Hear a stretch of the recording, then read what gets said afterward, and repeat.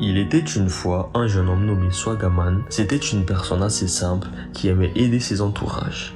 Mais un jour, il tomba malade et aucune de toutes ces personnes n'ont pris le temps de savoir comment il allait.